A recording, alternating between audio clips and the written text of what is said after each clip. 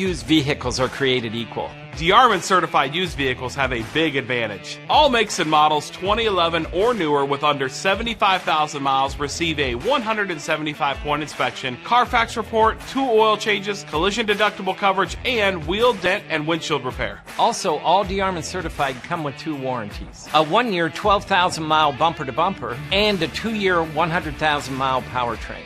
Only sold at the all-new DeArmond Ford Indianola.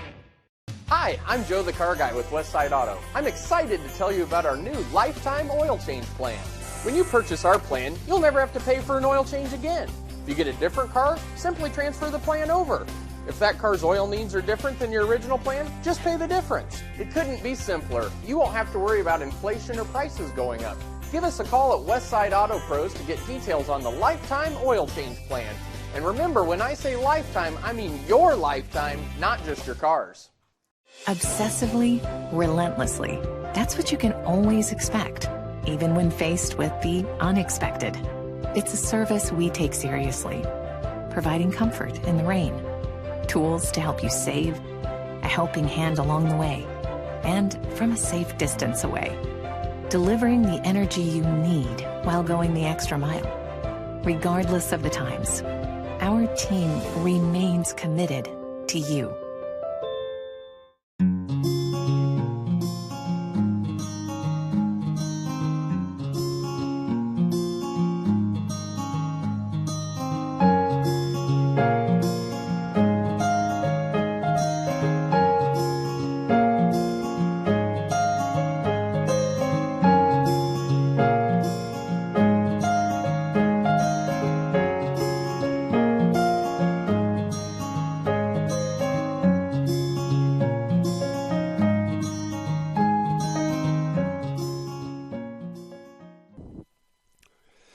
Good evening and welcome to Ankeny Centennial, the home of the Ankeny Centennial Jaguars. Tonight the Jaguars are playing against Dowling Catholic Maroons in a non-conference matchup. Tonight it's a little bit drizzly, no thunderstorms, which is great. A light wind from south to north, which could help both teams to be a fact here, because at least it's a little bit wet. It's going to skid off the ground, and it shouldn't be too bad. So we should be in for a bit of a cracker today between both schools. Dowling Catholic currently 11-5 in conference and non-conference games, and Ankeny Centennial Jaguars 12-4 in conference and non-conference games. We'll take a little bit of a break, and we'll be back with you shortly. Who loves you, Iowa? Schottenkirk Chevy Waukee does. In 10 minutes or less, let Schottenkirk Chevy make you an offer on the spot for your vehicle, regardless of make, model, condition, or value. With our early lease termination program, we can help you get out of your lease, whether you bought from us or not. Click, call, or stop in to get an offer for your car in 10 minutes or less. Who loves you, Iowa? Schottenkirk Chevy Waukee does. WaukeeChevy.com. Hi, I'm Joe the Car Guy with Westside Auto. I'm excited to tell you about our new lifetime oil change plan. When you purchase our plan, you'll never have to pay for an oil change again. If you get a different car, simply transfer the plan over. If that car's oil needs are different than your original plan, just pay the difference. It couldn't be simpler. You won't have to worry about inflation or prices going up. Give us a call at Westside Auto Pros to get details on the lifetime oil change plan. And remember, when I say lifetime, I mean your lifetime, not just your car's. Here's to everyone who believes in competition and good sportsmanship, who knows it's not about the trophies or the medals, but rather the lessons learned. For those who understand, it's not whether you win or lose, just that you give your best. So go ahead, lace them up, take the field, have fun, and play. For the experience, for the memories, for the love of the game. Shields. Hello, welcome back to Ankeny Centennial, the home of the Jaguars. My name is Justin Forster, and I'm with CISN. Well, tonight we're in for a little bit of a rainy evening, light drizzle. Hopefully it won't be too bad, and at least we won't have thunderstorms or rain delays. Hopefully, fingers crossed. Let's talk a little bit about the teams today. We'll start with the visitors, Dowling Catholic Maroons, who are currently 11-5 in conference and non-conference games. It looks like this as far as, well, let's talk about this at the moment. They are full of seniors. They're back, out of their back four, they've got 3 starting seniors and 1 junior. In their midfield, they've got 3 seniors and a freshman. Up front, they have a junior and a senior. So you could talk about a wealth of experience within this squad.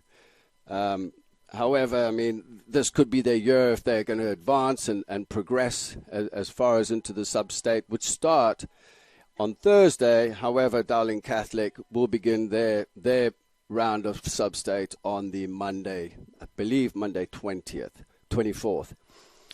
This is how they will line up. They'll line up in a 4-4-2.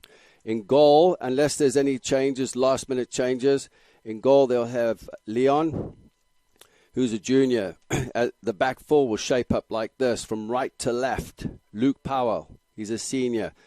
Parker Stork, senior. He's the right centre-back.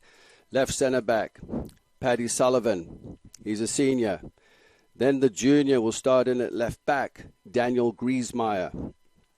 In the midfield, they'll shape up with their holding midfielder, Nathan Liu, he's a senior. To the left of him will be Quinn Stewart, also a senior. And to the right of Nathan Liu will be Ben Jurgens, also a senior. The attacking midfielder, freshman, Henry Abaka. He'll be wearing jersey number 16. He's a player to watch today. He's had 4 assists, 8 goals, and is currently on 20 points. So there's your player to watch. Up front, they'll have junior wearing jersey number 12, Joseph Reed. Alongside him will be Carson Boyle, also a senior. So a wealth of experience within the side. From some of the information I've heard, they've conceded, I believe, around 7 penalties. They're a very physical team. This is going to be a great matchup today. When we talk about Centennial, who like to play the ball around, they have a different style of play compared to what maybe Dowling Catholic Maroons will do. They might make it a little more difficult for them, and they're a very, very physical side. So we're in for a humdinger today, that's for sure.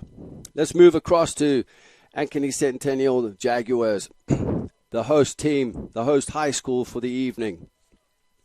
Coached by Brian Duax and assisted by Daryl Brazo.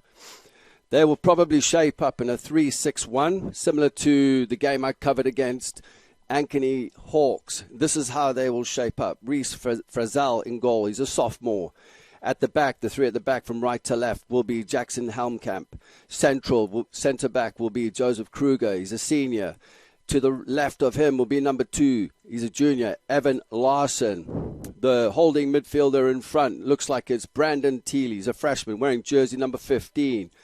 In front of him, you'll have on the right, Ty Duax. He's a freshman wearing jersey number 4, the son of the head coach.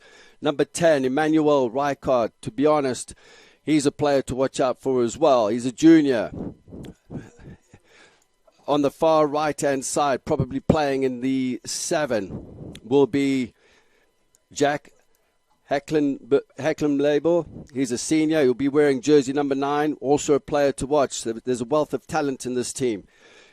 To the left-hand side, up front in the 11 will be Andrew Heckenlabel. He's wearing jersey number 19. He's a freshman. Up front, you'll find Spencer Thiele. He's a senior wearing jersey number 22. Alongside him will be Poultry, number 13. He's a senior. He's a player to watch also with 4 assists, 8 goals, and 20 points in total. We will be back shortly. Please don't leave. The rain is coming down. You're probably sitting in your sofas right now with your feet up with a hot cup of coffee. We'll be back shortly for the national anthem and the kickoff of this match.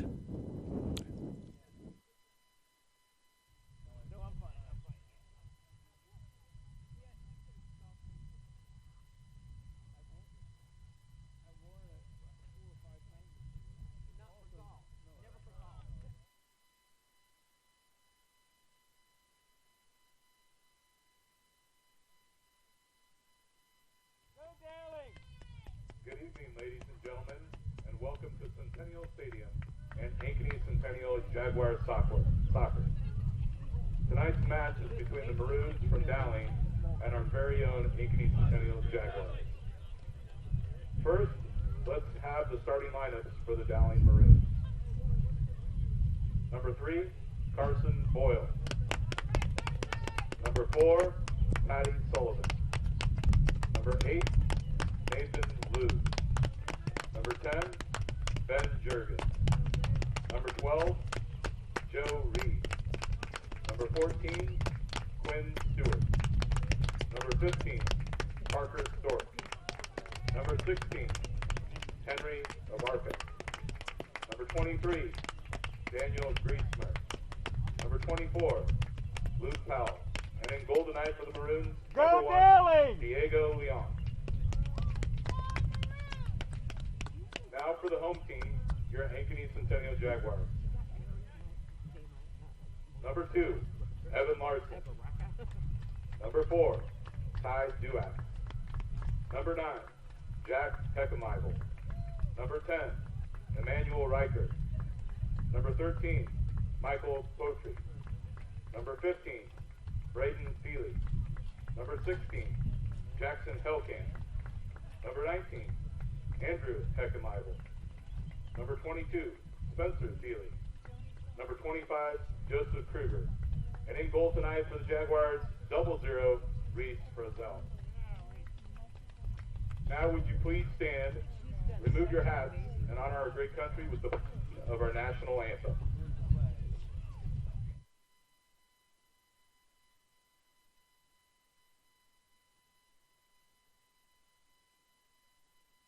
Hi, I'm Joe the Car Guy with Westside Auto. I'm excited to tell you about our new lifetime oil change plan.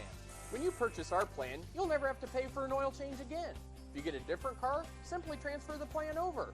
If that car's oil needs are different than your original plan, just pay the difference. It couldn't be simpler. You won't have to worry about inflation or prices going up. Give us a call at Westside Auto Pros to get details on the lifetime oil change plan. And remember, when I say lifetime, I mean your lifetime, not just your car's.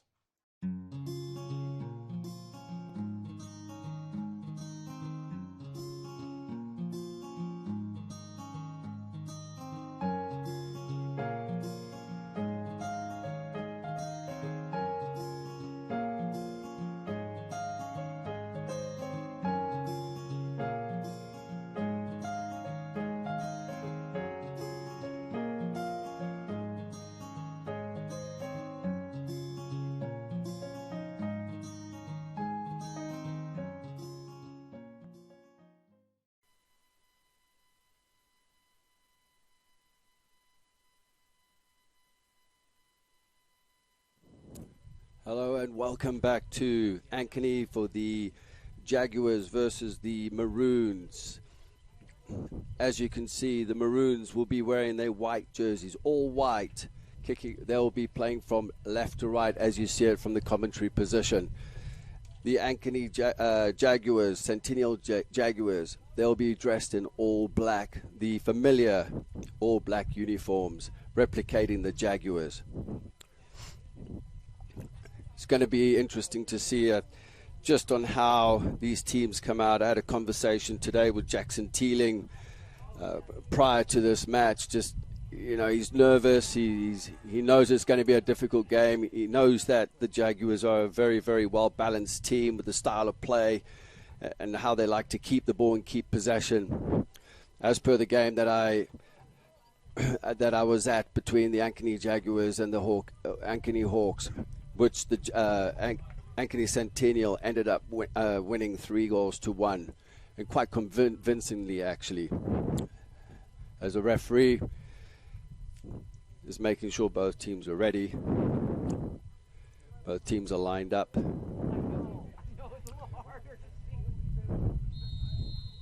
away they go. Dowling Catholic, like I said, kicking off from left to right. They look to play the ball forward on the far side. Goes out for a throw into the Jaguars. Thrown in deep into the target man. So they look to keep possession round the back as we have Kruger on the ball. gets his head up, switches it into Jackson Helmkamp. Helmkamp finds Heckenlabel into that man, Rijkaard. Looks to play it out wide into Poultry, but Poultry actually didn't time his run properly, just ran past the ball. Throw in here, deep into the Ankeny, deep in Dowling Catholic's defensive half. Jaguars win it back. Rijkaard. Down the line. Good tackle. Good tackle there, but on Andrew Heckenlabel. Throw in here on the near side, deep down inside the Maroons half. With the throw in now coming in from Poultry. Looking for a flick on. Just headed, but not cleared the lines yet. The Maroons looking to break out. Ball goes out for another throw in near side. Right there in front of the Maroons bench.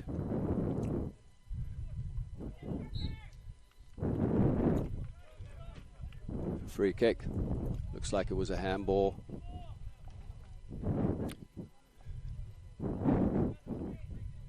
Parker Stork. He's going to look to probably drive this through.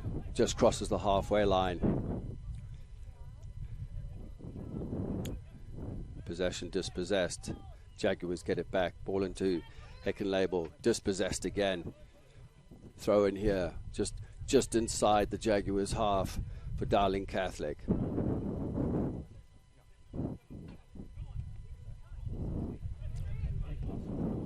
Dowling Catholic look to push forward with the ball through. Abaka picked up on the halfway line as the Jaguars look to counter-attack. All three of the front line runners are running away from the ball, but here we have Heckenlabel on the ball. Bit of space. He's being closed down on the left-hand side. Cross is easily taken by the goalkeeper, Leon. Just a little bit wet out there. Light breeze, so it shouldn't really affect the players. Most of these players will like to play in weather like this anyway. As a keeper launches one out to our side, keeper's right-hand side. Picked up again by the Jaguars. Probably wasn't the right decision there. Should have just played it into feet.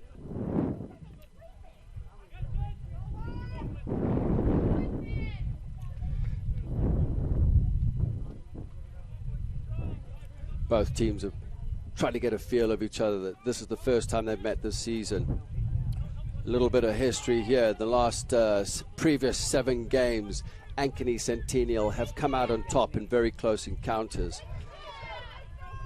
The Maroons have not won a game in their last 7 encounters that they've had. Could this be the day?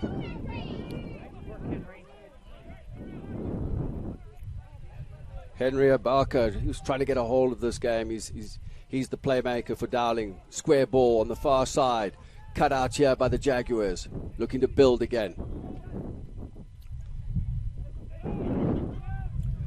With Jack Heckenlabel. Manages to spin his play. Goes past Poultry. It's into Heckenlabel here, number 19.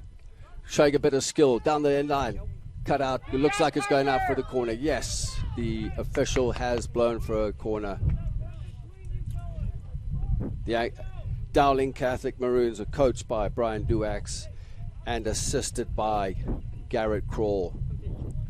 I think both players were teammates at Drake University, been friends for a very long time. As Rijkaard drives the ball in swinger into the box. Keeper smothers. It's cleared. No, it isn't. Rijkaard in again. It looks like it's a corner. Just deflected off number 10, Ben Jurgens.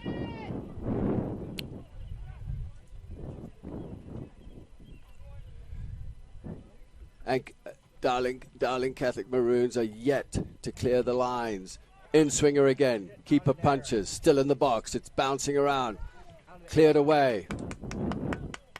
The pressure's on. If the Maroons can hold on to the pressure for about another 10 minutes and get themselves settled into the game as the throw-in comes in into the box, it bounces up. It's a little bit messy in there. It's cleared by number 15, Parker Stork, out to the far side. as the Maroons look to break. A little niggle there. Clip of the ankles. It's going to be a free kick to the Maroons.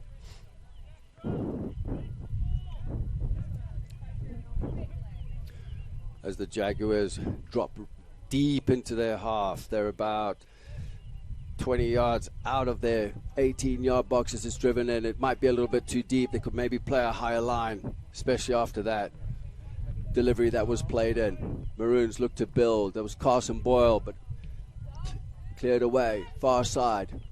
1v1.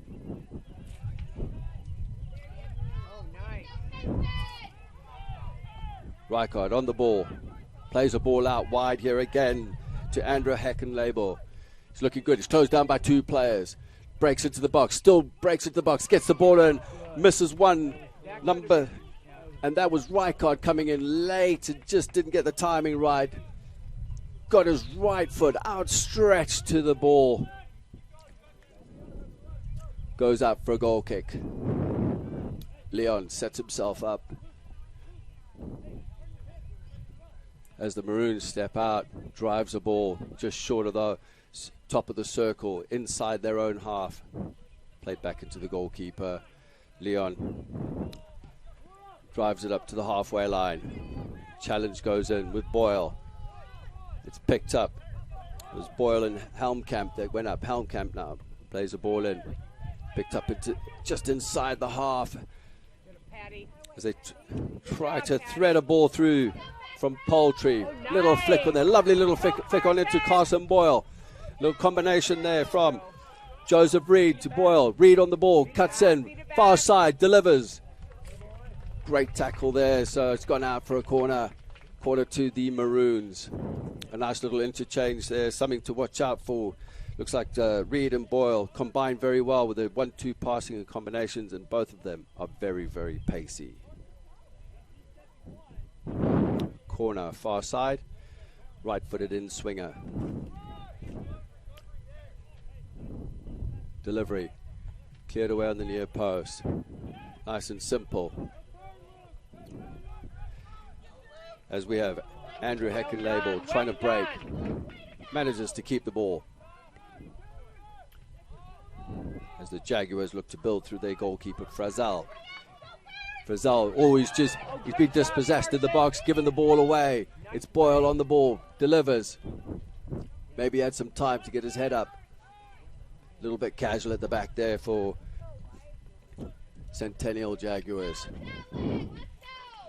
Throw in midway inside the Jaguars half. Long throw in into Boyle, chests it down. Poultry just manages to get it into Rijkaard as they look to break again. Spencer Thiele keeps the ball.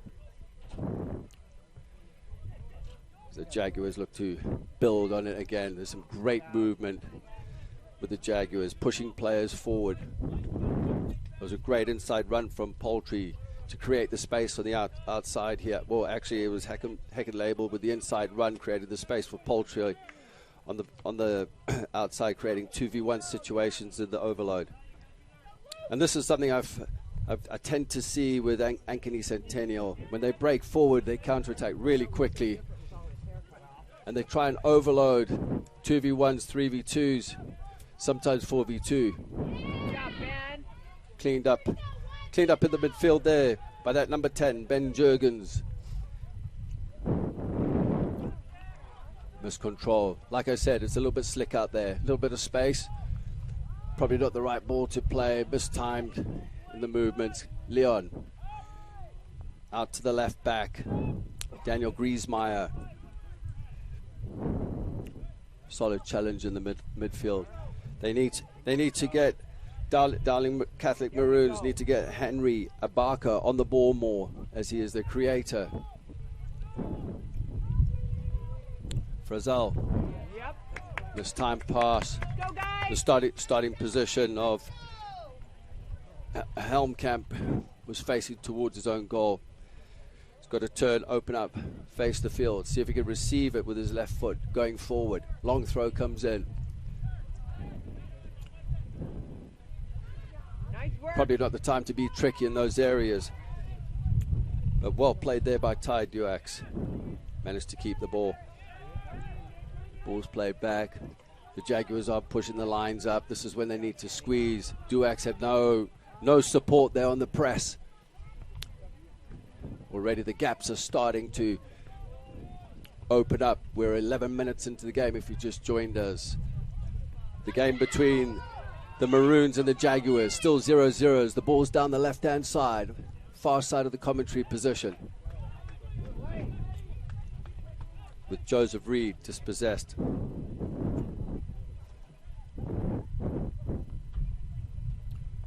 Looks like Carson Boyle's taking a little jog over to take the throw in. Long throw. Just headed up. Not cleared though. Out for another throw. Far side. Inside the Jaguars half. Jaguars wearing all black. The Maroons in all white. It's going to be really difficult with those long throws with Joseph Kruger at the back. He's like the Eiffel Tower. He just stands with a presence. Wins everything in the air.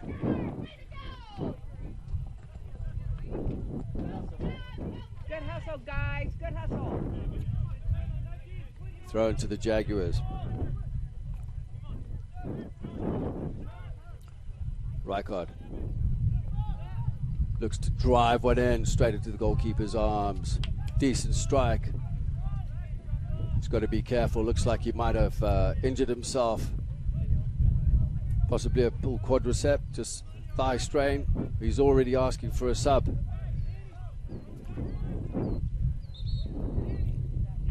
Now we can talk about warm-ups and that, but these things can happen even if a player's thoroughly warmed up prior to the game, just depending on how you strike the ball.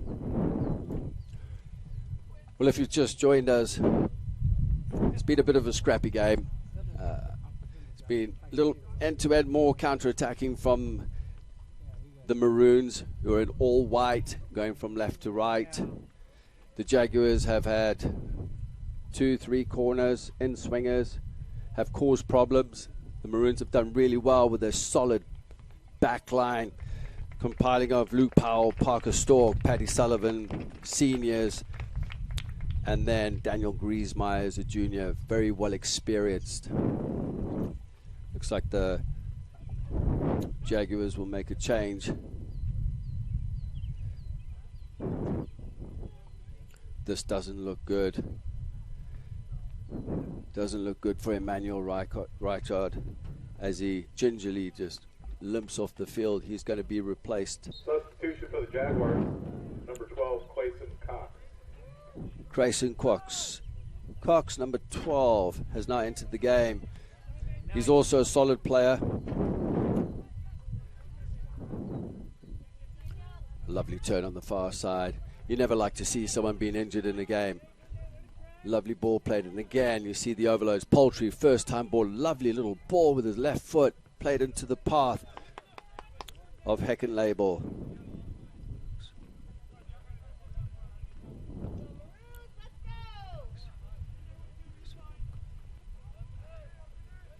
Clayson Cox is a junior.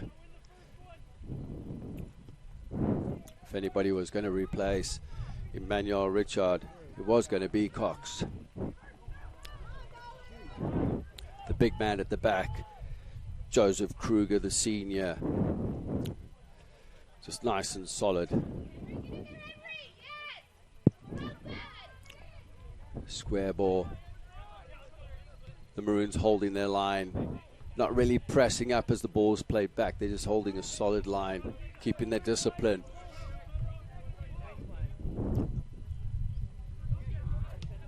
Ball goes out as Carson Boyle tries to flick it on. Helmkamp with the throw.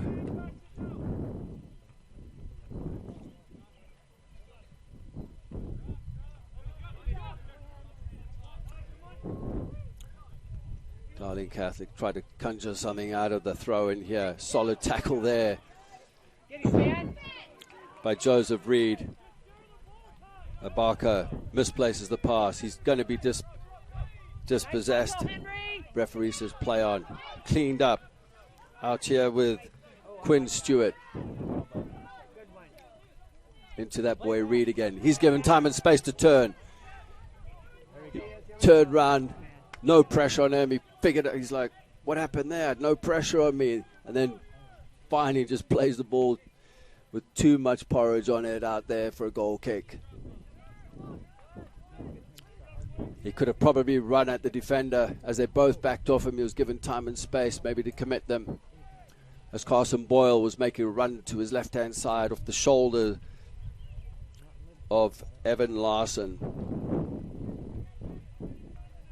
As the rain still comes down here in Ankeny. Again, the Jaguars look to play it out wide. It was a good inside run into the half space there by Andrew Heckenlabel, creating the space on the outside here for Helmkamp to go forward. Helmkamp in with the challenge, read it well.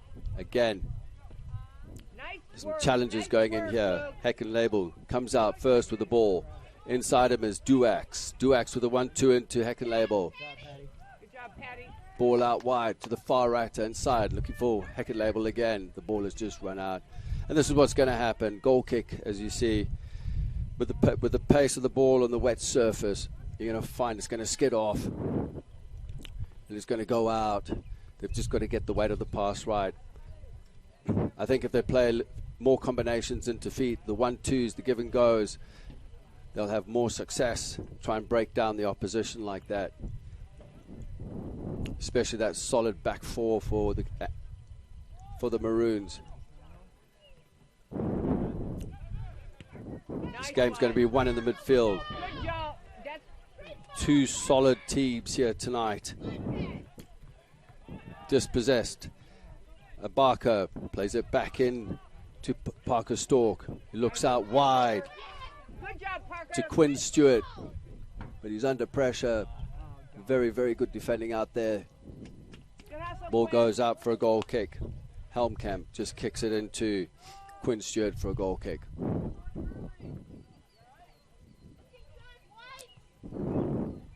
Again, they look to play out the back through Frizzell. Really good shape here from the Maroons, just holding their position in between players, getting ready to press. And the ball goes out for a throw-in. Luke Powell, the right back, will take the throw. Looks like we have an injury here for the Maroons. And there's going to be a change. Substitution for the Maroons, number 11, John Harmon. Looks like they're going to drop Carson Boyle into the midfield. With a change here, number 11 coming in, John Harmon will go up front by the looks of it.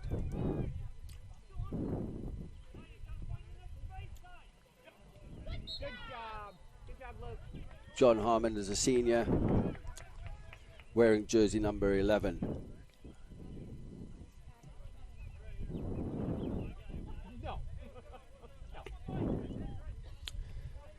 It was Quinn Stewart, the senior, picked up an injury, who limps towards the bench in front of us as the Maroons look to just shield that ball out of play. Parker Stork shielding it out. Very good defending, just shielding it from the pressure that was applied to him. Goal kick here for the Maroons. Leon's going to take it. Again, they're going to go long. I think this is how they want to play. Just congest the midfield as much as possible. Wasn't a good delivery. Slides off. This could be dangerous as it comes out to Heckenlabel. Cuts in. Little nutmeg there on the goal line. Still kept in there by the Maroons as they look to clear the lines. And it did go out of play. So it's going to be a corner. Another corner to the Jaguars.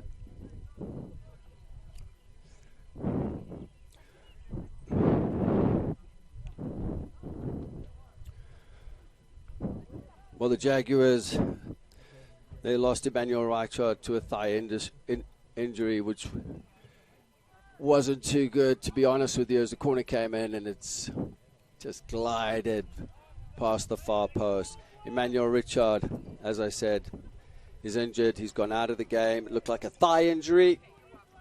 not very good leading up into the sub-states, which are coming up next Monday for both these teams, in fact. The Maroons also with an injury. It was Quinn Stewart who went out picking up an injury and was replaced by John Harmon, who's gone up front, and Carson Boyle has dropped into the midfield, who's also a very, very good attacking midfielder as well. Good at running in plays. He's a crafty little boy. He's a senior. I shouldn't really call him a boy. He's a grown man now. As the Jaguars switch it from right to left. Heckenlabel looking for Poultry. It's covered there by Parker Stork. Just runs the ball out of play.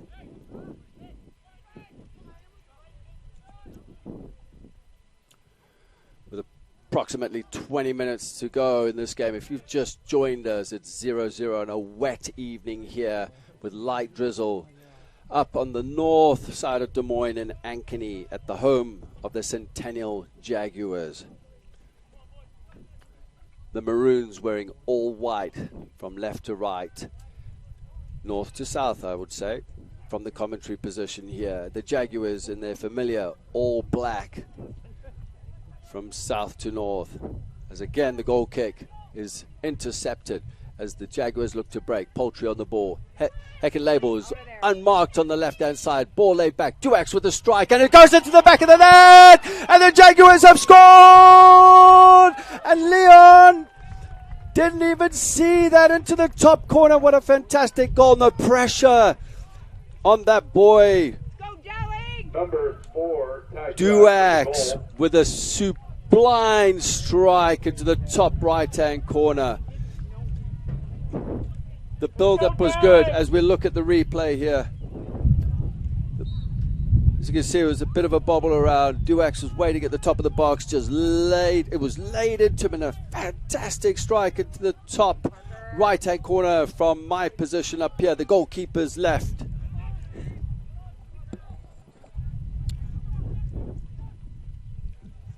Back into the goalkeeper here for the Jaguars. Frizzell laid it out right. He got to the left-hand side. He got that pass right out to Hellenkamp. I can't pronounce names after that goal I just saw. It was unbelievable. Great strike. Something I've seen in the pros before as the Maroons look to break here. Through the man that just came on, John Harmon, looking good here. Abaka on the right-hand side. Slings the ball, goes out for a goal kick. Well, that's actually not bad from the Maroons. The response has been good after conceding that goal. It was inevitable at this point as the Jaguars were piling on the pressure. The Maroons, they've got to do something about their right-hand side with the overloads breaking forward. In the style of play that the Jaguars are playing in the 3-6-1, in particular, they've got Heckenlabel and Poultry working down the left-hand side here with Thiele in the middle, jersey number 22. They're causing problems as the Maroons look to break on the far left-hand side. Great tackle there, I believe. Evan Larson. I need windscreen wipers here. I can hardly see through the glass here. As the rain starts coming down, it's a little bit heavier than before.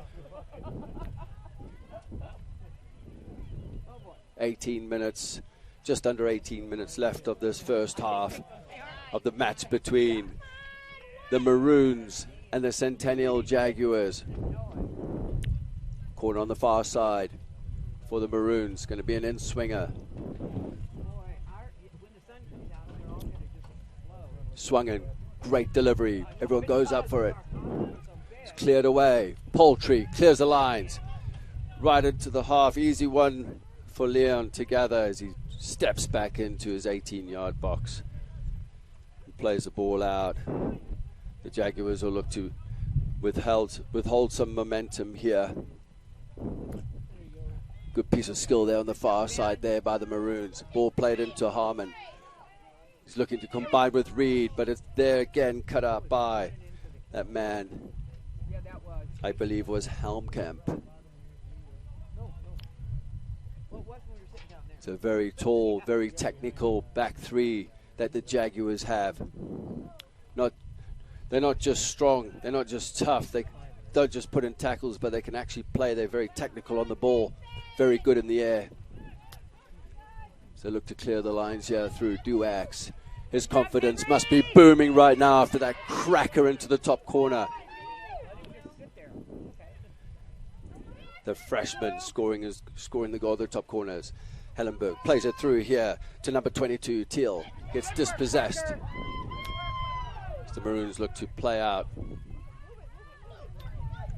Boyle on the ball. Not many options to players. They look to build out on the far side, the far left-hand side of the commentary position. Breaking forward here is Reed. Reed's a tough player. Wins a corner off that against Evan Larson. Well, now we've got some fireworks here today after that goal. If you've just joined us tonight, as the ball comes in, the goalkeeper just manages to smother that out for a corner. I don't think they were ready for that, the Jaguars, as we have a substitution. Go Ian! And substitution for the Jaguars, number 14, Ben Solis. Good job, Nate! So we have a substitution here for the Maroons. Number 7 has entered the game, freshman Ian Gretel. As the ball comes in, flick on. Oh, it just goes wide. The Jaguars can't be too complacent there now. They've got to make sure they're picking up. Ian Gretel has come into the game. He's a freshman, slots into the midfield. Carson wins the ball into the goalkeeper, Reese Frizzell.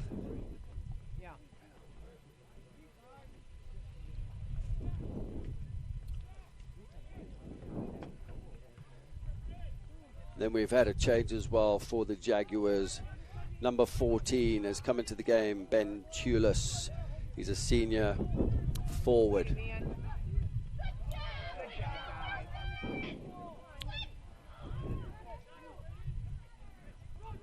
Abaka on the ball. Gets his foot on the ball. He's got no options really as he tries to thread a ball through. It's very congested in there. All I see are Jaguars shirts. Oh, a heavy touch there. 2-footed tackle. I'm surprised the ref. And another 2-footed tackle. The ref hasn't blown for that. He's given it to the Jaguars. There were 2 consecutive 2-footed tackles there.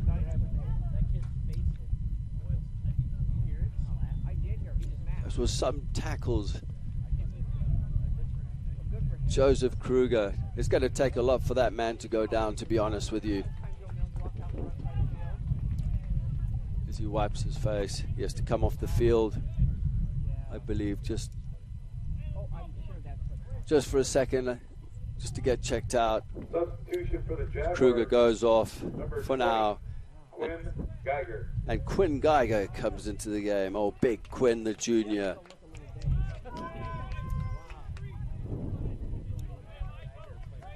Quinn Geiger comes from a footballing family. For the Maroons, Quinn Stewart into the game. Good job, Ben! Good job, Ben! Let's go, Quinn Dowling! Geiger wearing jersey number 20 replaces Joseph Kruger after those 2 solid challenges. Ball played forward. Leon picks up. It's been a busy half so far for Leon. Shields the ball out for a goal kick.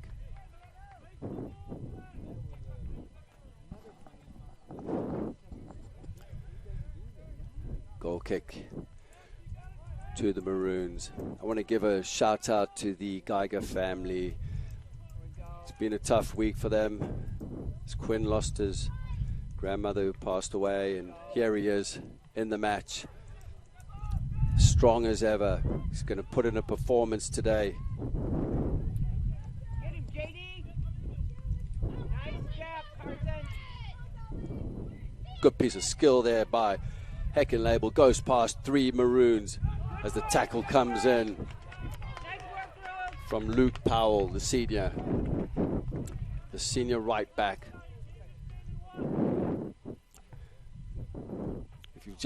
If you've just joined us, we're close to 12 and a half minutes left of the half.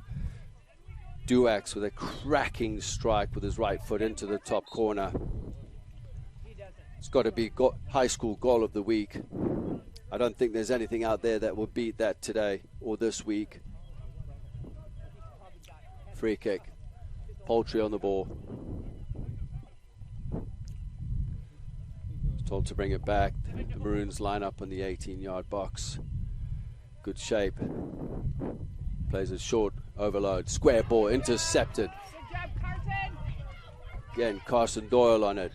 Carson has worked really hard as Harmon tried to play it into Reed's feet. This miscommunication in the pass.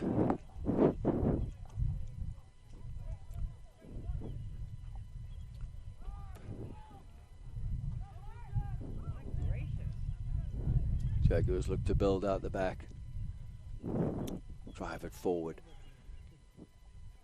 into Ian Goodall.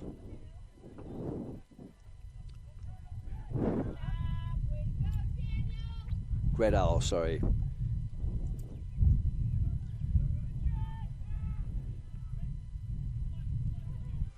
As the Jags look to play it through for Heckenlabel, they're starting to find little gaps in between the two centre backs for the Maroons.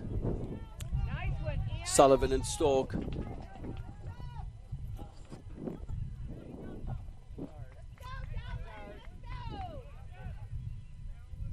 Carson, Gredal. Carson's pass intercepted, looking to find Reed down the line. The Maroons have got to find ways to break down the Jaguars' back line, who are very sturdy, solid and strong. Delivered by Luke Powell. Just up into the box, no real direction on it. As Heckenlabel receives on the half turn. Very good positioning, by the way, if you're watching this game. A little bit of technique there, checking his shoulder. Receiving the ball on the half turn. Boyle on the right. Inside pass. Reed was running away. Again, miscommunication there. Duax out far right hand side, looking to build. Jaguars are playing really confidently here in the middle third. Heckenlabel. Inside him was Poultry. He decides to go forward. Into Ben Tulis. Leon on the ball. He'll look to punt it just across the halfway line. Picked up by Abaka. Abaka with four assists and 8 goals. He's on 20 points. On the other side of him, you've got Poultry with the same for the Jaguars on four assists, 8 goals and 20 points as well.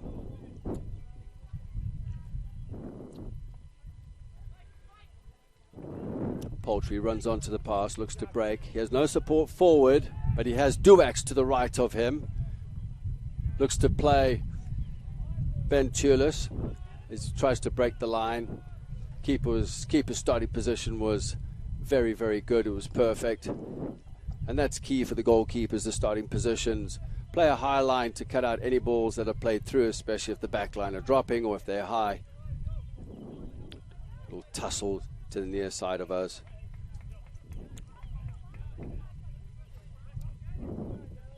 Throw in.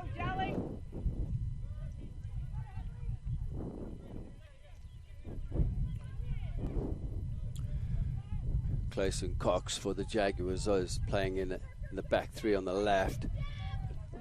It looks like they've kind of goes into a back three, a back four, until Kruger gets on as they look to break in. It's Reed on the board, big touch, and it goes, and he pulls Tulis down in the box, so that will be a free kick to the Jaguars. His first touch was way too big, away from the goal to the left-hand side. Tulis did a great job defensively, getting his body across Reed, forcing the free kick. I see Duax calling Kruger back to the bench to put his penny on. Kruger was desperate to get into the game. Looks like he is going into the game. So we have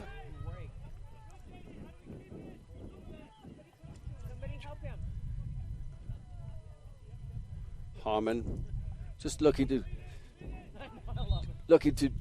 do something on the near side here.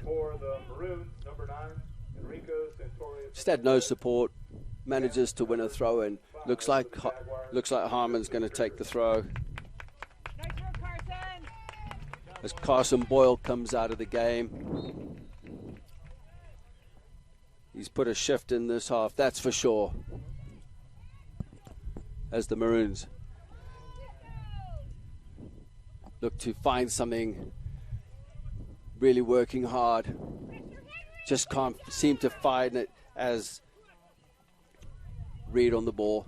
Dropped into the midfield. Joseph Reed, the junior.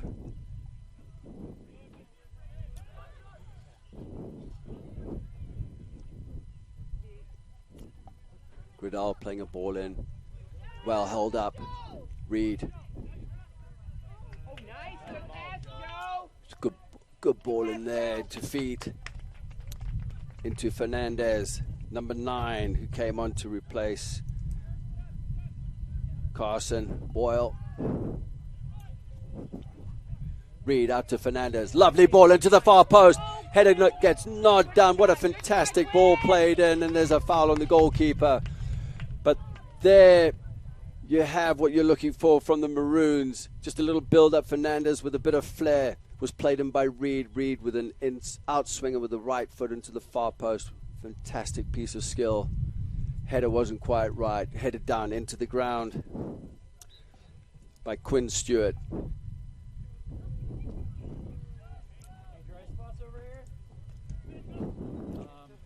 Heckenlabel inside, plays Poultry's feet. As you see, the ball skimmed off. Poultry couldn't quite get a hold of the ball. Reed.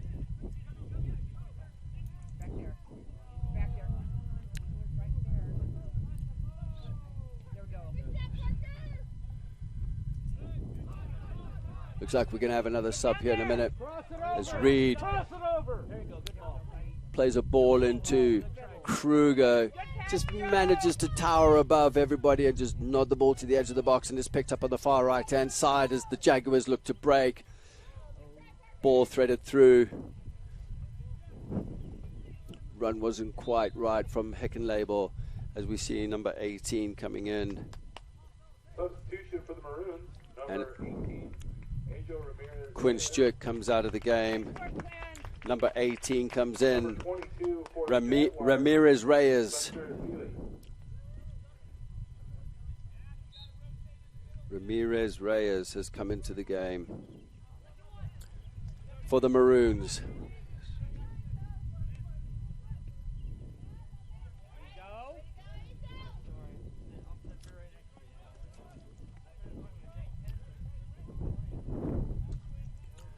Jaguars pick it up on the far side here with Quinn Geiger. Shields the ball well out for a throw in.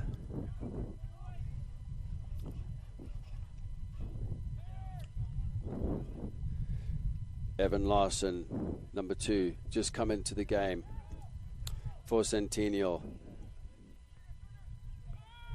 As the substitutions are now starting to fly in just before half time. We've got about 3.5 minutes left of the first half here in Ankeny at the Jaguars, the home of the Jaguars, as they lead the Maroons by 1-0 with a cracking goal by Ty Duax. His dad must be a very proud man right now as he's barking orders on the bench there for the Jaguars as they look to build something on the far right-hand side. Winning possession back. Done a really good job of that. It's built through the midfield. Thiele's made to work hard for that. He wasn't under pressure. He plays the ball out to the far right-hand side. Here's the overlap from Quinn Geiger, creating an overload. They've still got cover at the back, so they're not really in trouble.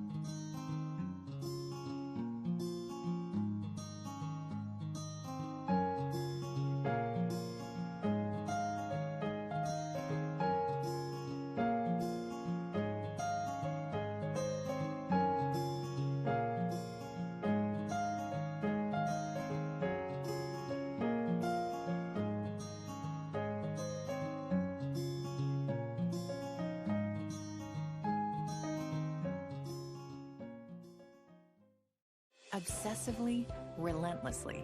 That's what you can always expect, even when faced with the unexpected. It's a service we take seriously, providing comfort in the rain, tools to help you save, a helping hand along the way, and from a safe distance away, delivering the energy you need while going the extra mile. Regardless of the times, our team remains committed to you. Hi, I'm Joe the Car Guy with Westside Auto. I'm excited to tell you about our new lifetime oil change plan. When you purchase our... Oh, yeah. Oh, really? Yeah, yeah.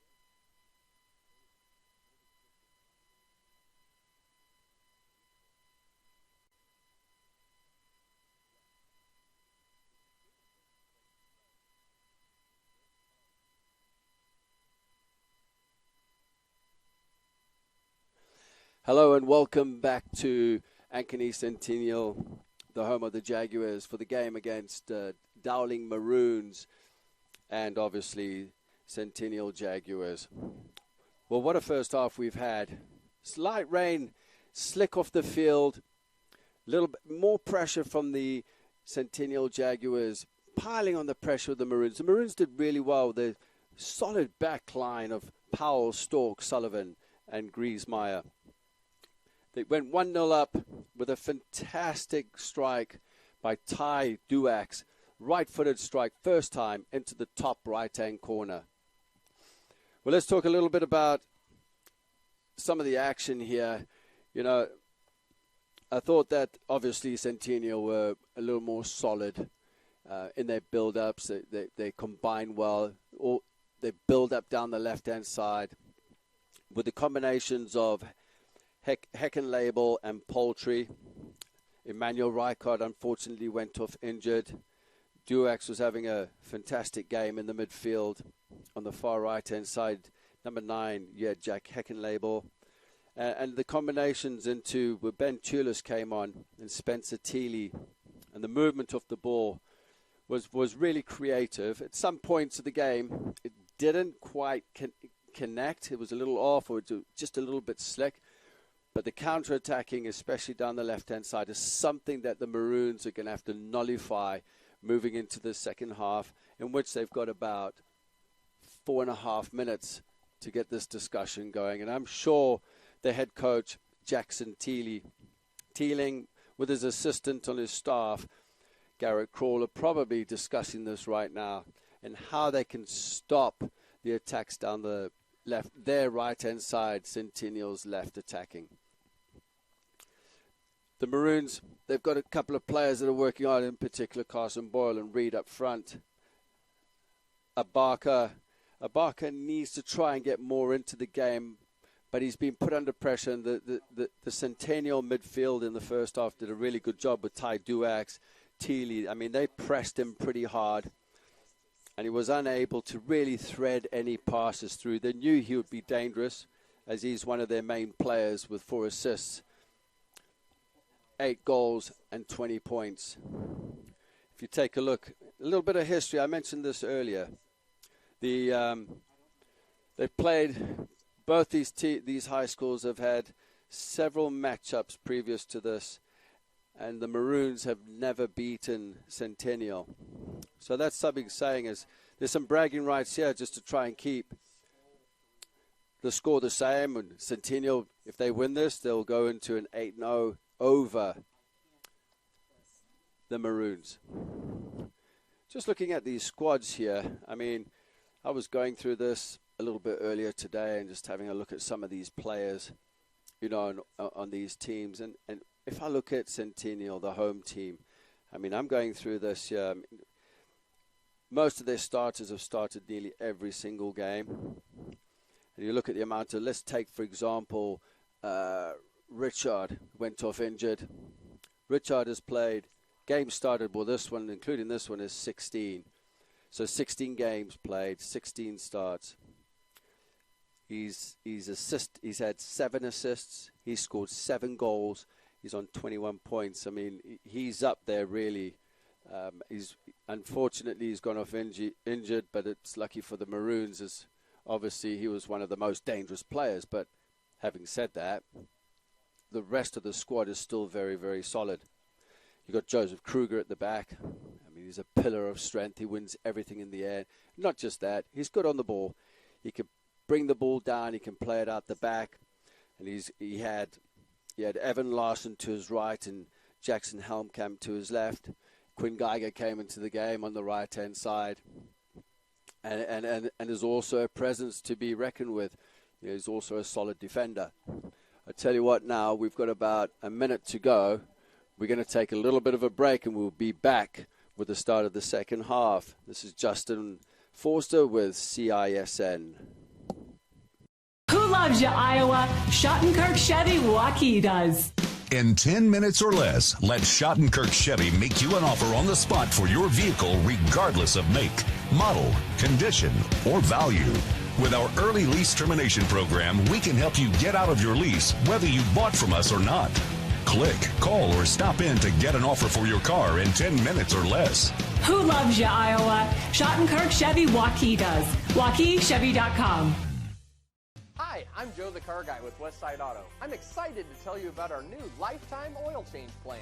When you purchase our plan, you'll never have to pay for an oil change again. If you get a different car, simply transfer the plan over. If that car's oil needs are different than your original plan, just pay the difference. It couldn't be simpler. You won't have to worry about inflation or prices going up. Give us a call at Westside Auto Pros to get details on the lifetime oil change plan. And remember, when I say lifetime, I mean your lifetime, not just your car's. Here's to everyone who believes in competition and good sportsmanship, who knows it's not about the trophies or the medals, but rather the lessons learned. For those who understand, it's not whether you win or lose, just that you give your best. So go ahead, lace them up, take the field, have fun, and play. For the experience, for the memories, for the love of the game. Shields.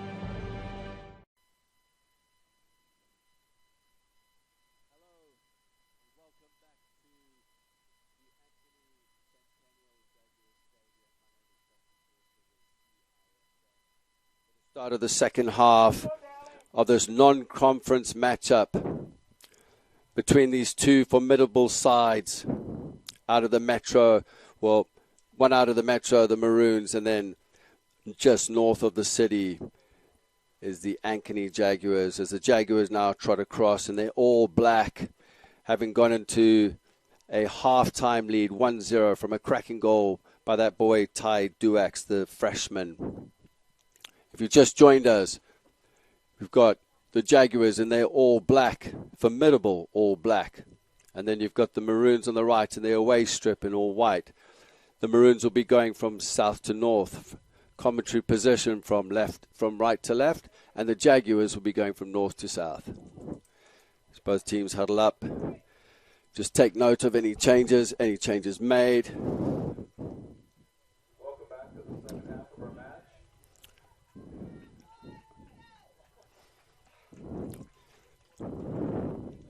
As the Jaguars look to kick off, they're back in with the shape, the three at the back. Looks like there's no change to the Jaguars, shaped up in their 3-6-1.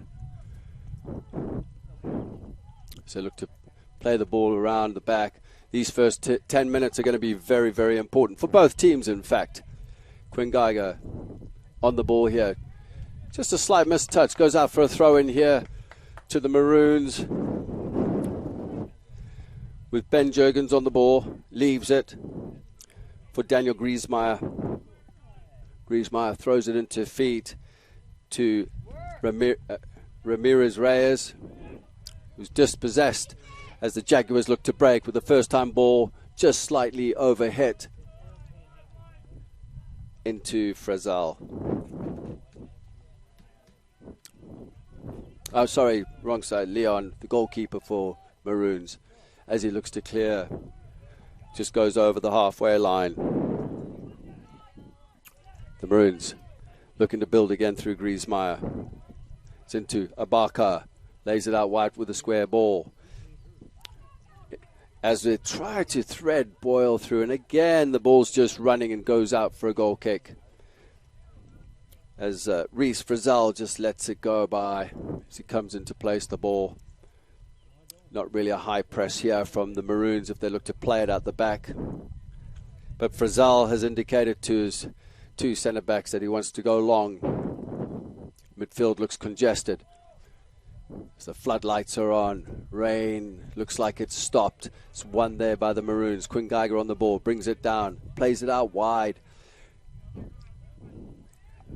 Griesmeyer. Looks like there's a change for the Jaguars in goals. I believe it is.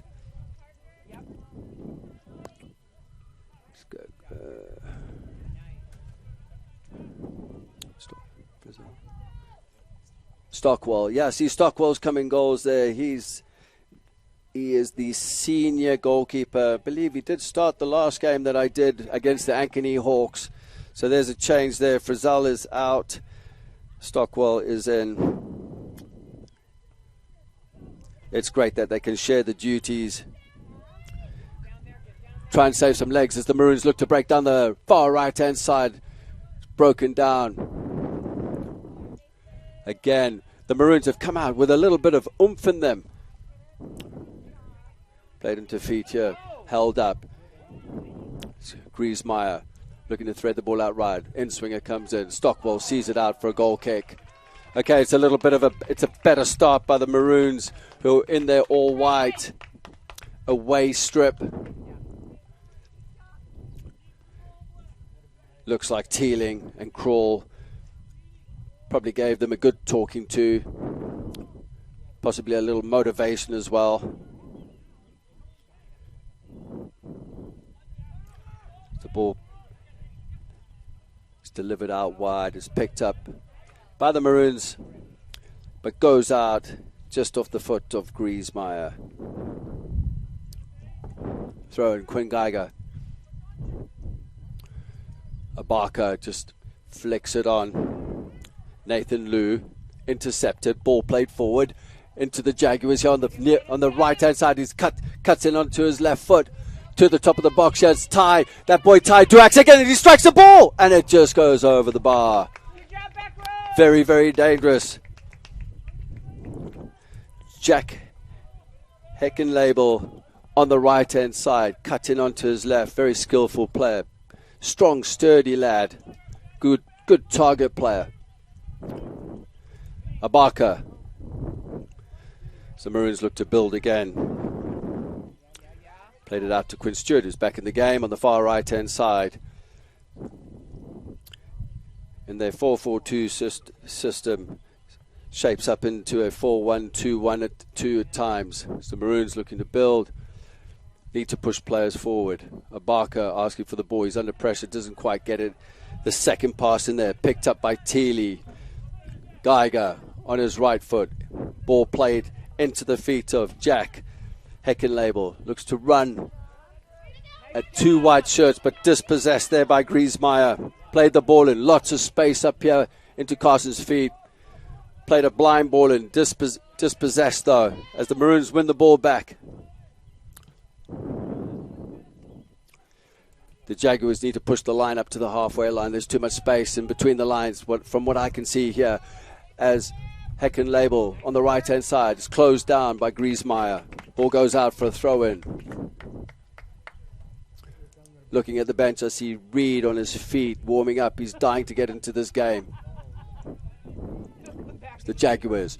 Ty on it, on his left foot, looks to thread a ball through. He wanted to get it on his right foot, but opted to play the ball through with his outside of his right boot. It's the far side. This is Poultry on the ball. Number 13 onto his left foot. Plays the ball and doesn't quite find Heckenlabel, the number 9. But again, the Jaguars are looking very, very dangerous going forward in the final third, that's for sure. Stockwell delivered up to the... Leon delivered up to the halfway line. Goes out for a throw. Fernandez playing up front there for Dowling Catholic Maroons. Dangerous player, got a bit of skill on him. Quick, ball doesn't leave his feet. As the Maroons are closed down again by the Jaguars. And here we have, going up front here is this Heckenlabel. Leon comes out for the challenge and he just manages to get the ball over the head of the in-running center forward.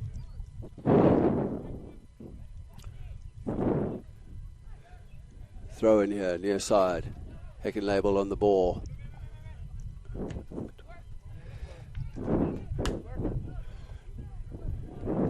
As the Maroons look to build out the back. No options forward. Play it out wide. So Maroons breaking down the middle. Quinn Stewart dispossessed on the far side. Jaguars need to push numbers forward. Heckenlabel on the ball. Down the far left-hand side. Dispossessed. He most certainly does glide to the end line. Looking to cut the ball back. He had 2 players on him. Again, he wins the ball. Looking for support. Halkamp with the cross. Or Poultry. Oh, what a great delivery into the box there. And I believe that was the big man in there. Jack Heckenlabel.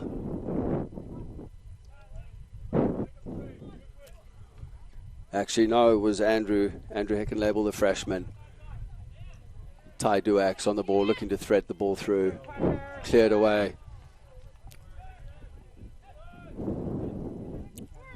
It's noted down as the Jaguars look to build again. Cutting inside, Heckenlabel closed down on the far side there by Parker Stork. Did a very good job of getting his body across. Heckenlabel, as he was progressing on that. Thrown for the Jaguars on the far side.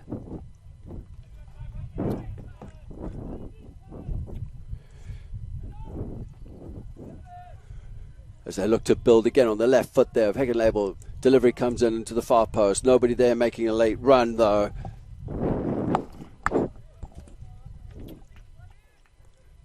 Throw in deep inside the Maroons half. Now looking to clear their lines as they pin back Quinn Geiger with a little header into the feet of Duax. Goes past one. Got nothing to his left. Tries to cut in. Now it's switched out to the far left-hand side there, and I believe that's Helmkamp. Cleared away. Boyle goes in for the challenge. Clayson Cox at the back. Delivers out wide here. Quinn Geiger, time on the ball. Skips Clayson Cox. Straight back into the goalkeeper, Stockwell. Clears his lines.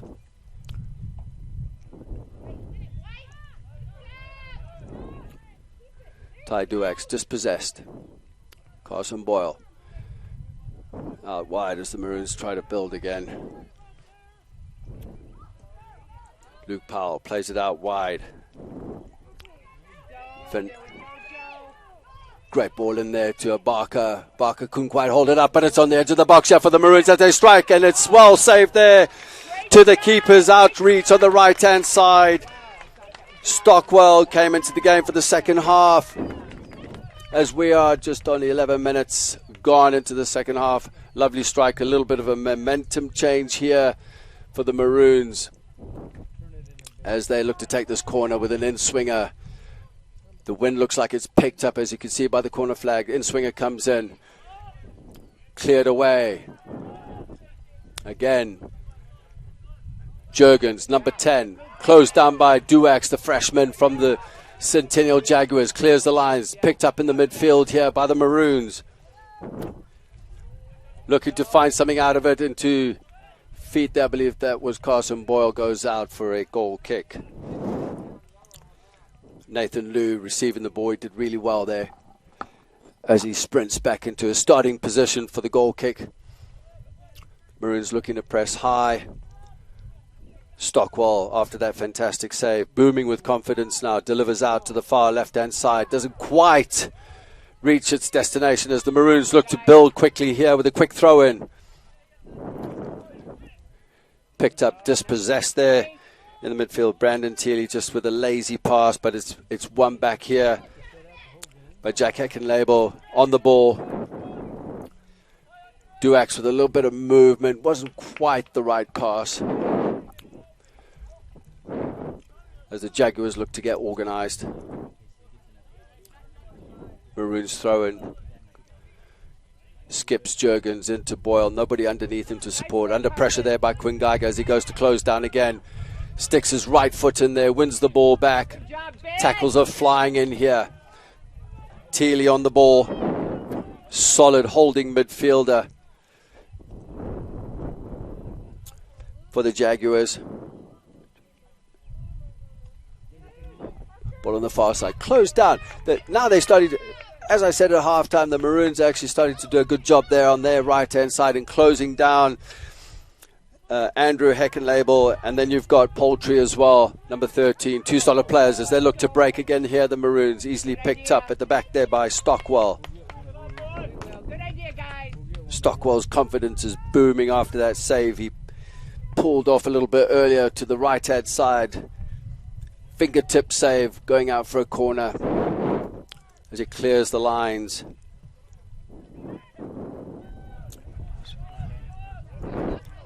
See Evan Larson still in the game there in the midfield.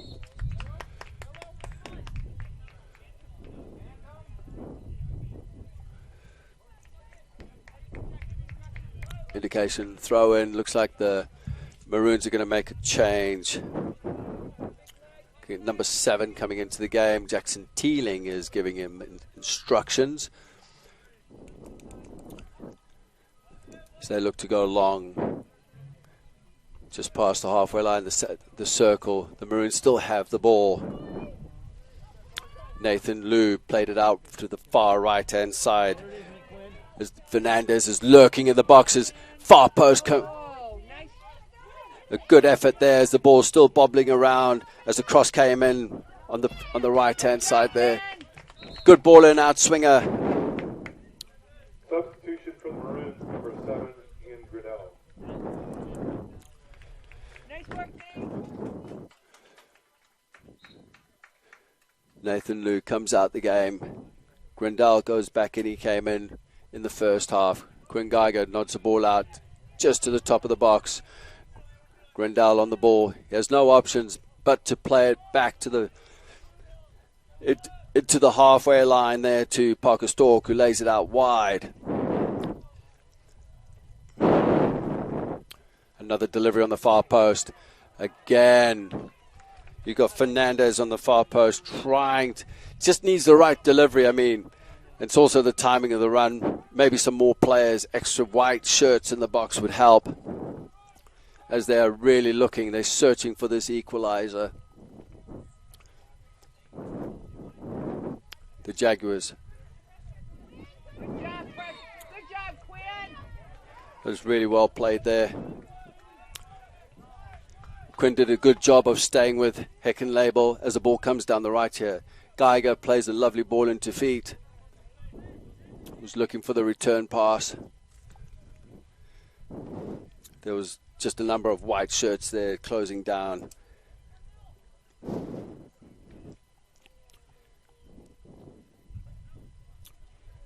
Geiger on the ball. Little fake to Heckenlabel. Ball comes into the box. Abaka trying to clear it. Heckenlabel on it. Finds the ball out to the far left-hand side. Cross comes in. It's an in-swinger. Heckenlabel up with the challenge. Leon with a punch. On the edge of the box here with Ty Duax. He's got white shirts around him. Cleared away. Not too far though. Good job in there by Telia. They're into Geiger. Plays it out wide here for Heckenlabel. Geiger. Little bit of skill. Playing with confidence now. Oh, just intercepted there. As Abaka needs to be a little bit quicker here on the counter-attack. It's going to slow down as he goes square. It's going to give enough time for the Jaguars to get high, back behind the ball, and it's intercepted in the midfield. It's been a midfield battle today, that's for sure. Gridal again with the square ball. There's quite a few square balls going around here that are intercepted. As Heckenlabel, wearing jersey number 9, is being shadowed by the player that just came into the game, Gridal, for the Maroons, as he wins a free kick on the halfway line. Lots of space out to the far left-hand side. If a driven ball gets played across there, there's a number of white shirts. Drop deep to the edge of the box. That's probably a very, very wise decision to play it short, try and pull the white shirts out of the area. Heckenlabel on the right-hand side, tries to drive forward, but it's intercepted and goes out for a corner kick again to the Jaguars, who are now looking dangerous. They found their feet in the second half, playing with confidence. The momentum is swinging. The goal in the first half by Ty Duax, cracking goal in the top right-hand corner.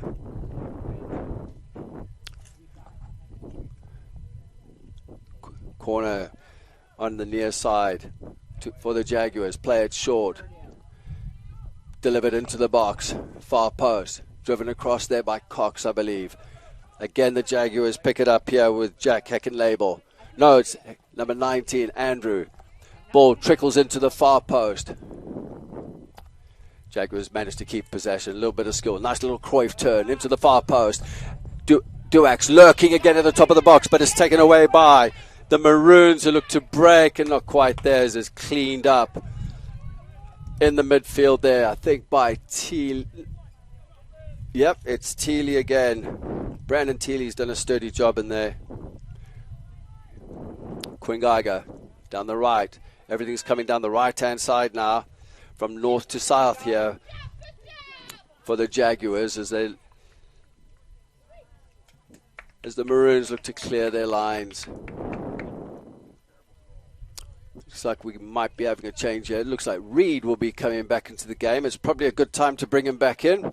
He's pacey, he's strong, he can cause problems to the back line. Although we talk about Joseph Kruger, the centre half for the Jaguars. He's strong. He's like a tank back there. Nothing can get past him. As the Jaguars win it back.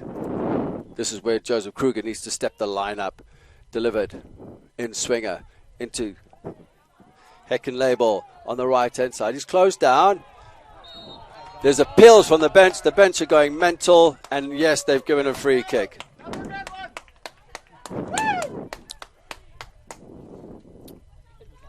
Reed is standing on the halfway line, dying to get in the game. We have number 9, Jack Heckenlabel, on the ball, the senior. However,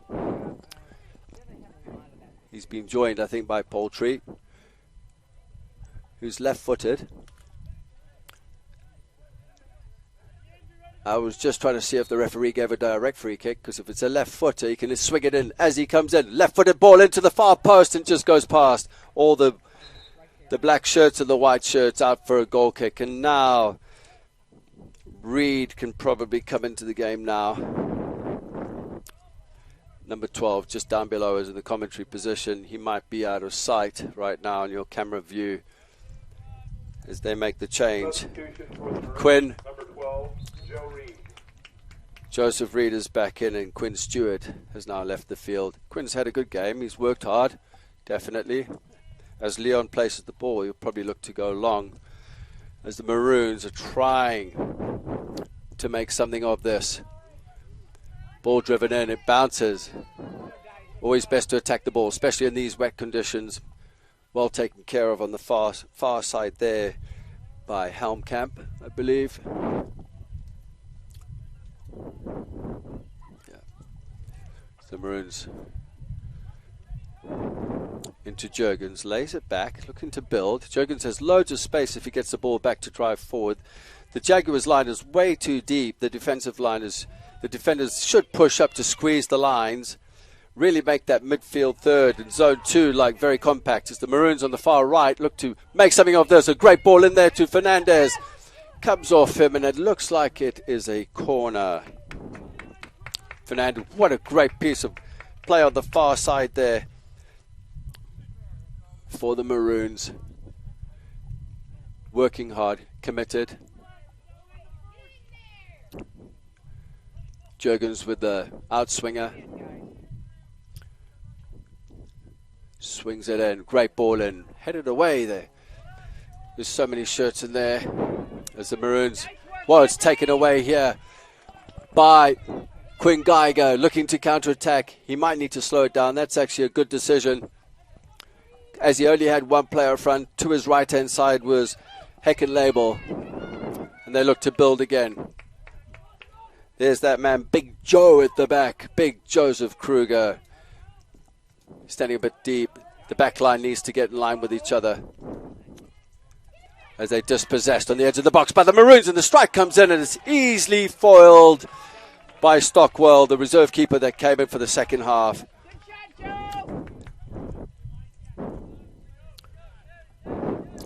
It's actually a decent strike there by the Maroons from just outside the box. And here we have a free kick.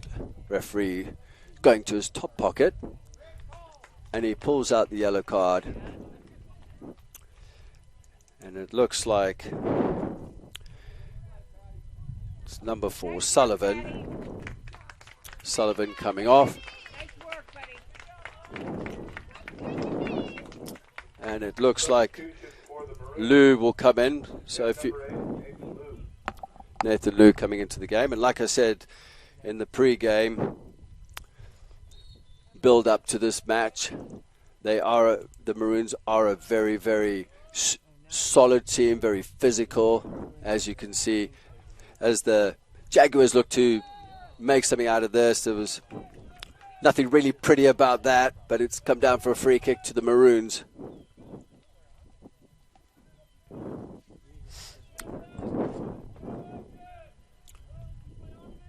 Well, so far the second half it's been a better start to the first half, as both teams are trying to figure each other out. The Maroons are 1-0 down, trying to figure out a way to get back into this game.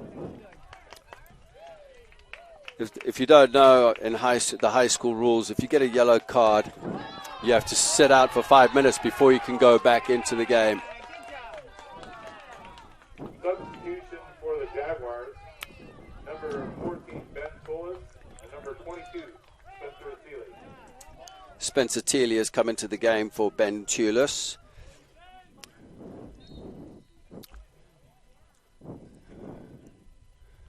It goes into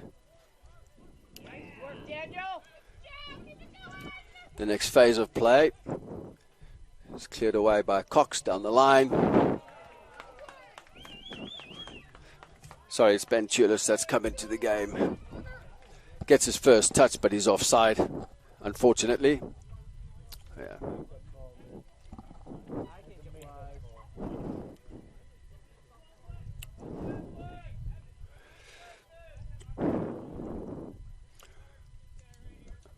The referee is flagging. He's indicated to the referee that he needs to give a card to someone without a discussion. I don't know how you can determine that without a discussion with the referee, but that's what he's done. Anyway, the Jaguars are very, very deep. The ball drops short. It's easily won there by Cox. Goes straight up in the air. Carson with the flick on, out wide on the far right. Tell you what, Carson Boyle's been a real menace as he goes in there to close down, and he wins the ball again. Far side. Maroons really closing down, working hard. They are really battling through this as Grandel tries to pick it up. Cleared away by Cox out to the far left-hand side. There's so much space between the lines. The back three for the Jaguars need to get up and support. I know they've played so many games and so many days and training sessions, and I know it's hard on the bodies and the academics as well, and you know, so much going on with these student athletes as the ball's played forward, as the Jaguars look to break. Oh, well played out there. I believe that was Parker Stork. Spencer Teeley is up front for the Jaguars. Some fresh legs to run around. Wearing jersey number 22.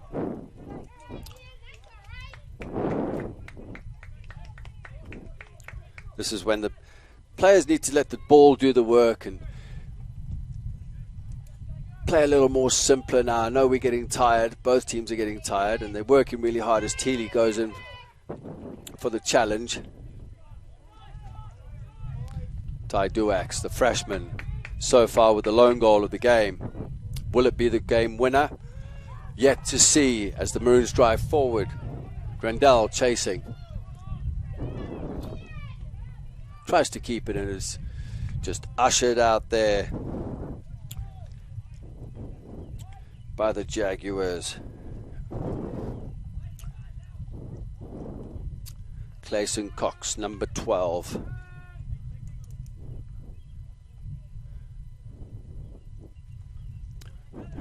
Looks like it went out. Gonna have a substitution. Maroon, number 11, John Harmon. John Harmon comes in, I believe, for Fernandez. I think as the Maroons look to throw in, long throw by Carson Boyle. They've got it figured out now. Duax on the edge of the box, tries to clear, mistimes his clearance.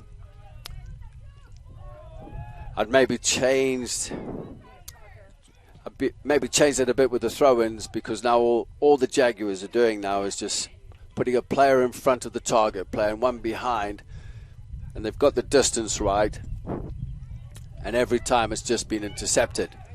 Grandel tries to craft a ball through as Carson Boyle works really hard. He does keep the ball in on the edge of the box. All that hard work.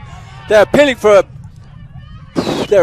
a penalty as he gets up and he was brought down, but he laid the ball across to John Harmon, who had just come on, and he struck the ball wide. But great piece of work there. Commitment by that Maroon, Carson Boyle. But the ref doesn't see anything of it. Gives the goal kick. Carson Boyle gingerly got up, gets into his starting position. Stockwell with a tremendous save in the first 10 minutes of the game, keeping the Jaguars at 1-0 from a Ty Duax first half goal. As the Maroons now, as you can see, that compared to the first half and second half, the momentum has definitely changed drastically, with the Maroons now going from south to north with a lot of pressure as Duax looks to play the ball forward. Into number 22 here, Teal, who strikes the ball and it just goes past the post. Keeper manages to get a save, and that was Leon, I believe, as we look. Substitution for the Jaguars make a change. Jack Heckenmichael back into the action. Jack Heckenmichael is back into the game, and I believe the goal scorer is off Ty Duax.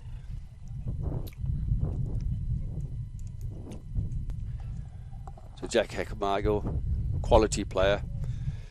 Like I said, there's so much depth in this squad that they have up here at Ankeny Centennial. The Jaguars look to deliver this cross and in-swinger right-footed over the bar. Looked like it came off a wide shirt, but nope, it has gone out for a goal kick.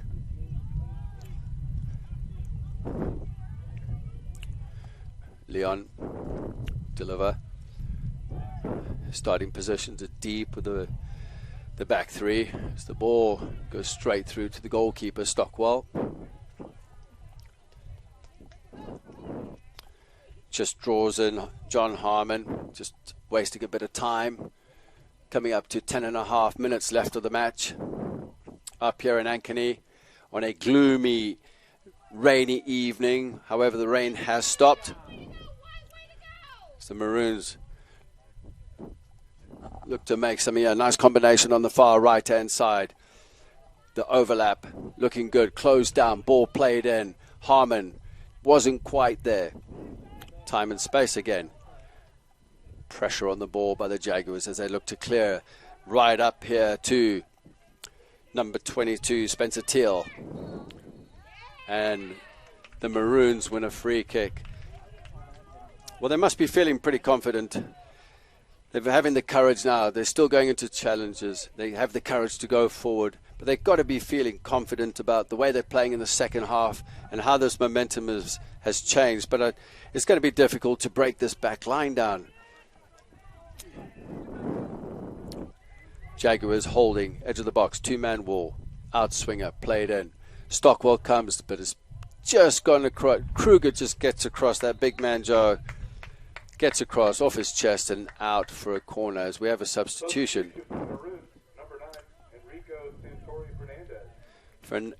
Fernandez comes back into it. Nate Lou is off, so it's an attacking change. As ball played in, it's bouncing around as the Maroons look to get something out of this, but it's cleared away. There's shirt tugging there, and Harmon just slowing down Poultry, giving away a free kick.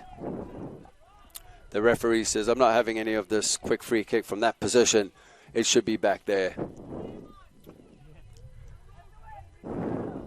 By another 15 yards. Cox.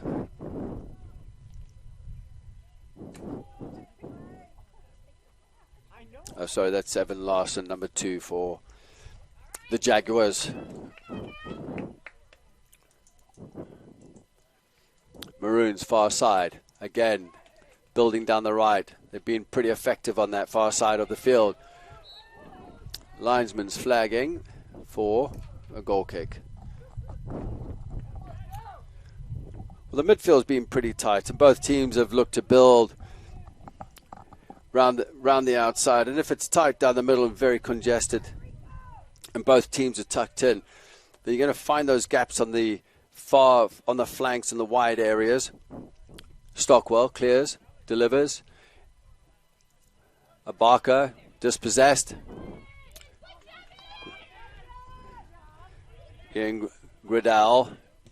Again, Quinn up front into Poultry. Good movement, good ball work here. Teely wasn't quite on par with what was going on. The speed of actions was quick.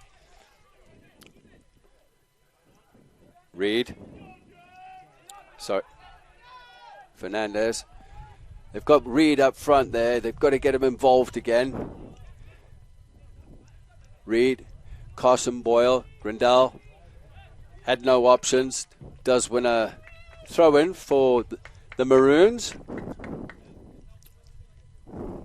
As time is running out here. With coming up to 7 minutes left of this match. The Jaguars leading 1-0 with a first half strike by Ty Duax. Looks like Jaguar, number 19, Andrew Andrew Heckelabel is coming back into the game for Poultry. Poultry's legs are going to be rest. Solid play, he's worked hard. He's not too happy about being brought off. Nobody is, but he's going to have many games to play.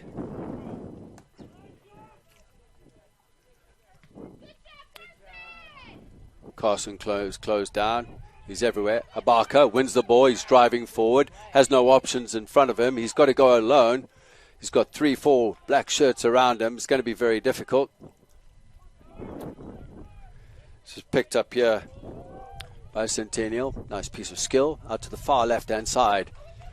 They're looking to drive forward. That looks like it was Jack Heckenlabel who's moved out to the left-hand side. Again, as you can see, there's lots of spacing and gaps between the lines. Both teams are getting tired. And this is what you've got to be careful of. If they're getting tired, you don't want to make technical errors and there's too many breakdowns. Then it gets a little bit sloppy at times. Abaka like there. Into Bentulis. You see Bentulis doesn't quite get a hold of the ball. Griesmeyer caught late there, by the way, by Tulis. Just a little bit of a late tackle.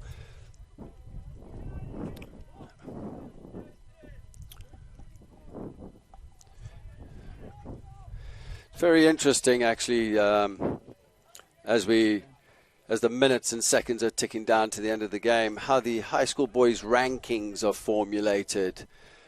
I see Ankeny Centennial as the ball's driven in. I'll get back to that discussion in a bit. Bodies around the ball. It's turned into a rugby match there. However, ball's cleared. So Ankeny Centennial, I believe, went from 7 or 8 to number 12 after a non-conference loss to Linmar, which is quite interesting. That looked offside, actually, which is quite interesting that they dropped so many places from a non-conference game. And then I look at the other end of the spectrum, and I look at West Des Moines Valley, who were number 4, who lost to a non-ranked team out of Sioux City West, 1-0, I believe. And then all of a sudden, as the ball comes in, it's driven in, it's a little flick on, it's easy for Stockwell. There's too many numbers around the ball, it's easily dealt with the black shirts. But like I said, with West Des Moines Valley losing to Sioux City West 1-0, and Sioux City West, who were unseeded, jumped straight to number 4, and West Des Moines Valley went from 4 to 5. And I don't know if I'm looking at some of these stats, and I find it difficult to figure out how those rankings actually work. I'd like to know. But yeah, I mean, it's just something to think about. It just doesn't sound right to me. I believe in the sub-states, we've got, two top schools. You've got Centennial and Waukee, 1 and 6, that are going to be playing each other. And you're going to have 2 top quality high schools. One's going to go through and one's going to go out, So I don't know, maybe something needs to be thought through here and revamped, and just something probably needs to be done at the end of the day so that the seedings are correct moving forward. Anyway, as the Maroons look to try and break forward. On the far right-hand side, it's that big man, Joseph Kruger, shielding the ball out. I tell you what, I wouldn't like to meet that boy down in a dark alley. I'd rather have him as my bodyguard someday.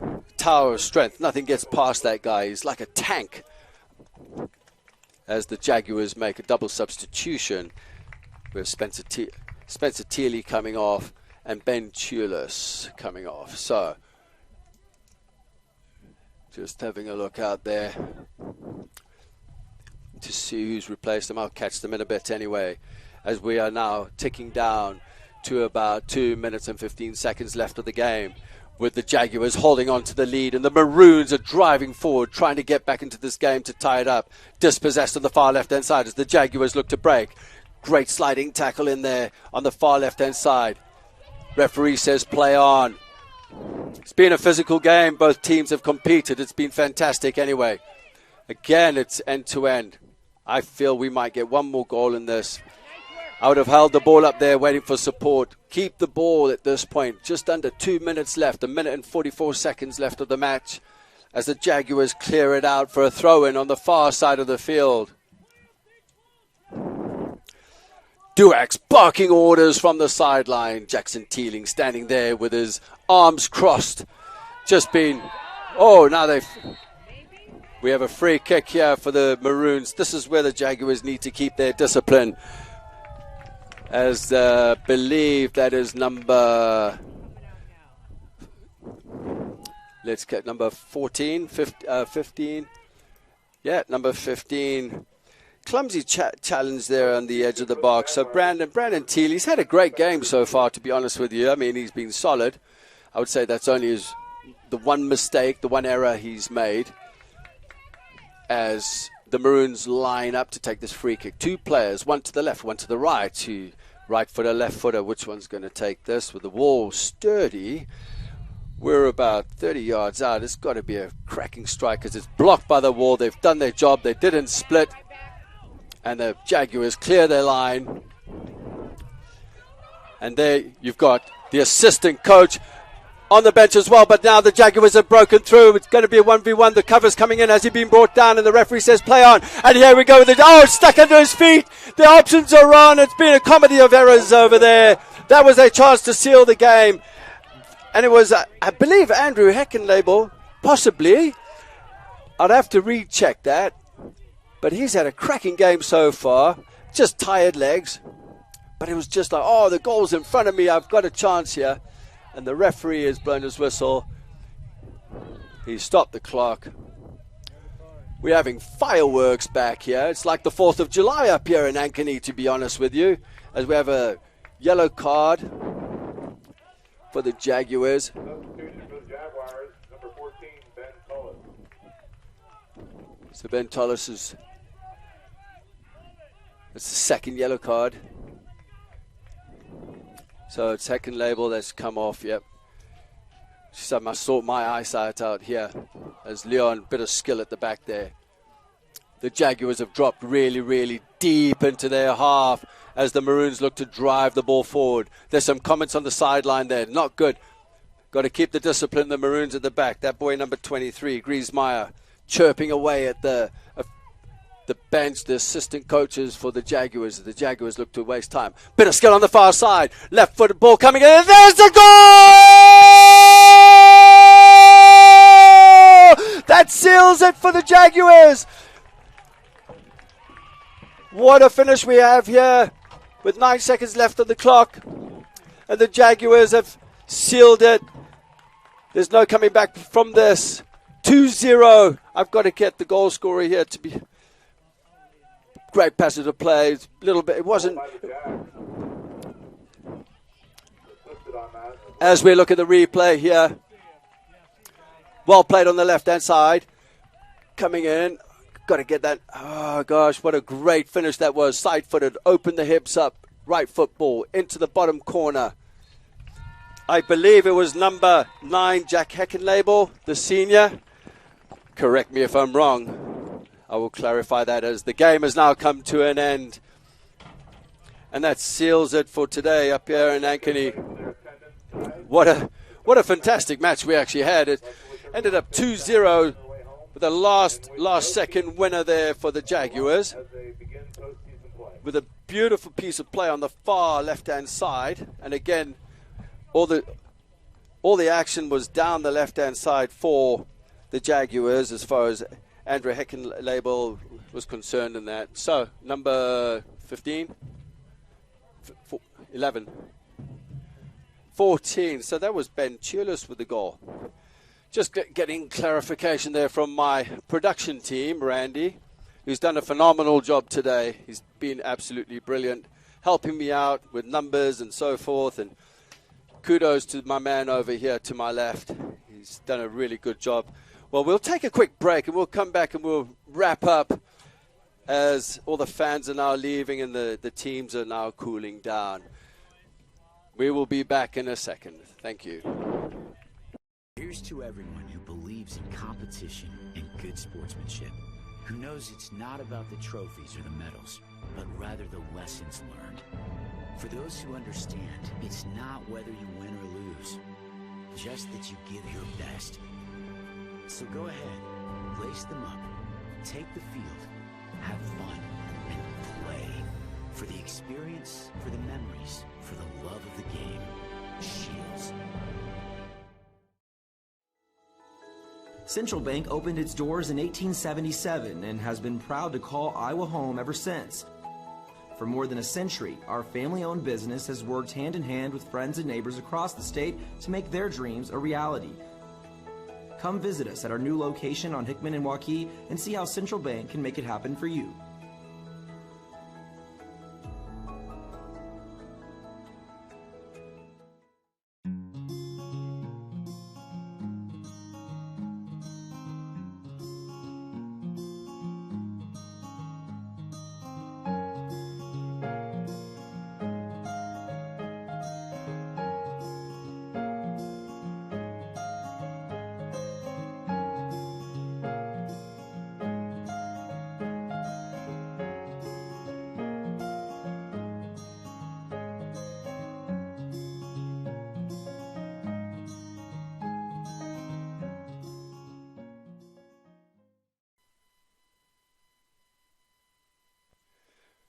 Hello and welcome back to Ankeny Centennial, the home of the Jaguars up here in Ankeny. What a match we had here today. Just to wrap things up, game started off, it was both teams trying to feel each other out. Two quality teams. Ty Duax with a cracking strike with his right foot into the top right-hand corner. His right-hand corner keeper didn't move. He didn't even see the ball. He was a little bit blinded by it, but what a fantastic goal. And then in the second half, we had a little bit of a momentum change with the Maroons in all white going forward, trying to tether something here as we look at some of the play going on. So this is the piece here where the Maroons look to score, and the substitute goalkeeper, the reserve keeper coming in, Stockwell, pulled off a fantastic save. Absolutely brilliant. And if we can get to the winning goal, which I thought it came from nowhere with the Maroons pushing forward, and they're looking to get the goal back, whether they lose 1-0, lose 2-0, they were looking to get back in the game. And if we look at the replay coming up here, we'll certainly get this back. It looked like on the far side, on the left-hand side, that the Jaguars, and I'm trying to get it figured out here. I think it might have been Evan Larson. I'm not too sure who got the assist, but really worked hard. And everybody thought he was going out of play, but he kept the ball in, and he managed to get to the byline onto his left foot. And he just slung a ball in. It was fantastic. Ben Chulis on the end of it opened his hips up, glided the ball in with his right foot into the bottom corner. Perfect execution, perfect technique. So what a fantastic game with both these teams now on a bye on Thursday in the sub-states, going into their matchups on Monday, which, they'll get a bit of a rest. The players could take a break, which would be nice. And then they'll get back to training, and they'll be back at it on Monday evening at the sub-states. I'd like to thank you all for joining us today on CISN. Myself and Randy, my chief engineer in production. From Ankeny Centennial, myself, Justin Forster, and Randy, thank you very much and have a good night.